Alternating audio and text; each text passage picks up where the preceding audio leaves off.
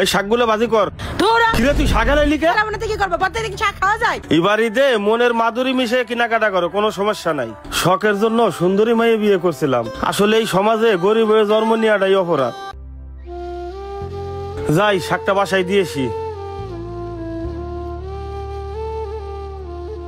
ভাবি তোমার যে চেহারা আগুনের মতো, কিন্তু আমার একটা জিনিস মাথায় আয় না, তুমি ওই বুড়া বেটার লগে কেমনে থাকো? আর কইও না রে ভাই, এই বুইড়া বেটারে বিয়ে করে আমার জীবন জৈবন সব শেষ রে ভাই। কে তোমার দেবর কিছু হয়ে পড়ে না? ওই যে ভাই আইছে, আমি আসি। আচ্ছা আচ্ছা যাও। হে ও আইছিল কিসের লেগে? এমনি একটা দরকারে আইছিল। আয় ঘরে আয়।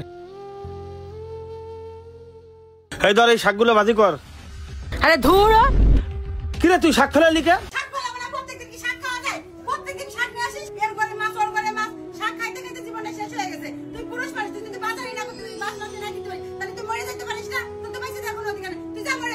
শোনো, রোজা আছি, রোজাই ধরে গেছে, আজকে কোনো টিপ টুপ মারতে পারি নেই। আজকে শাক আনছি, শাক খাও, কালকে মাছ আনবানে যাও।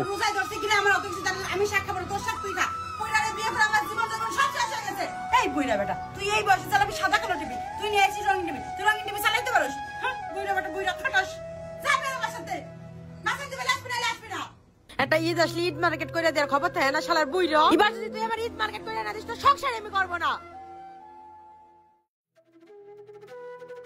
ও আমির ভাই, তুমি এই জায়গায়? তোমার আমি সারা দুনিয়া খুঁজতেছি। এই চলো একটু জাম করে যাবো, কোনো রিক্সা পাইতেছি না, চলো তো একটু। ভাই আমার শরীরটা আজকে ভালো না, তুই অন্য রিক্সা ধরে জাগে। ভাই কি আমির ভাই, তুমি কান্দাছো কে? তোমার চোখে পানি পুরুষের চোখে পানি মানায় না। কি কত আমারে? শখের জন্য সুন্দরী মাইয়ে বিয়ে করছিলাম, আসলে এই সমাজে গরিব হয়ে জন্ম নিয়ে অপরাধ। সত্যি কথা কি, পুরুষ মানুষের টাকা না থাকলে এই সমাজে কোনো দাম নাই। 19 থেকে 20 হইলি বউতি আমার সাথে খারাপ ব্যবহার করে, এত জ্বালা আর ভাল লাগে না। মনটা কয় বিষ খেয়ে মরি, নইলে গলায় দইতে মরি। বুঝতে পারছি। আচ্ছা তুমি থাকো, আমি গেলাম। আচ্ছা যা।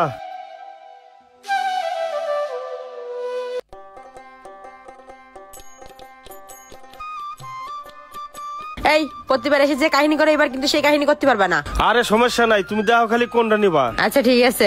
ভাই আপনার দোকানে সবচেয়ে দামি 3 পিস যেটা আছে ওইটা দেখান তো। দামি না? জি ভাই। আচ্ছা দেখাচ্ছি। এটা দেখেন, পাকিস্তানি লোন, একদম 4000 টাকা। দেখো এটা পছন্দ হয় নাকি? হ্যাঁ হ্যাঁ এটা পছন্দ হয়েছে। তো আর কিছু লাগবে? হ্যাঁ নরমালের ভিতরে সব থেকে ভালো 2টা 3 পিস লাগবে আমার। ভাই নরমালের ভিতরে সবচেয়ে ভালো 2টা 3 পিস দেখান।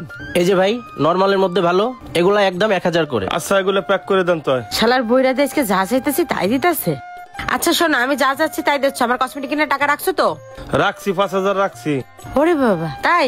আর আমার জুতো ব্যাগ কেনার টাকা? হ্যাঁ রাখছি। আচ্ছা ঠিক আছে। এবার ঈদে মনের মাধুরী মিশাই কেনাকাটা করো, কোনো সমস্যা নাই। এই যে ভাইয়া, টোটাল কত হইলো? 6000। ধরো এটা। এই যে ভাই নেন 6000। ঠিক আছে। আচ্ছা আবার আসবেন। এই চলো।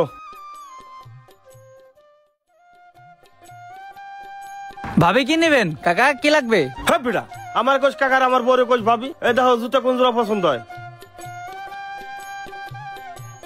ভাই এটার দাম কত? এটা 2500। 2500? আরে সমস্যা নাই, এটা প্যাক করে দাও ভাই। এই নাও 2500। আসেন ভাই। হ্যাঁ আচ্ছা ঠিক আছে, চলো কসমেটিকের দোকানে চলো। আচ্ছা চলো।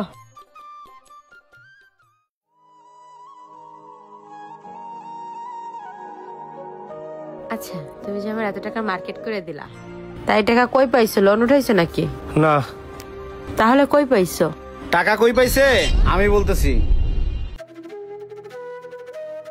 আপনার আদরের স্বামী আপনার শখগুলো পূরণ করার জন্য তার শখের রিক্সাটা আমার কাছে বিক্রি করে দিয়ে আপনাকে মার্কেট করে দিছে। জিজ্ঞাসা করেন। তুমি রিক্সা বিক্রি করে দিছো, তাহলে আমাকে সংসার কেমনে চলবে? আমরা খাবো কি? আমাকে দিন যাইবে কেমনে? কেন?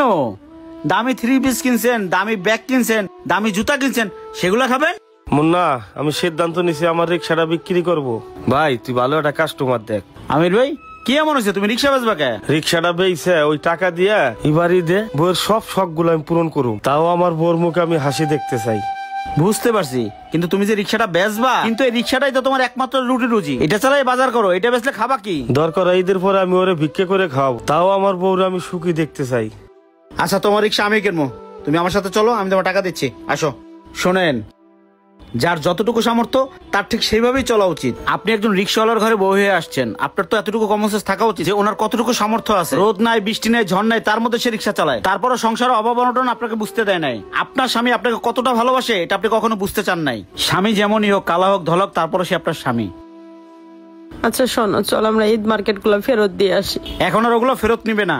শোনেন আমির ভাই, ধরো এই তোমার রিক্সার চাবি, তোমার রিক্সা তুমি তোমার কাছেই রাখো, ঈদের পরে তুমি আমার টাকা দিয়ে দিও।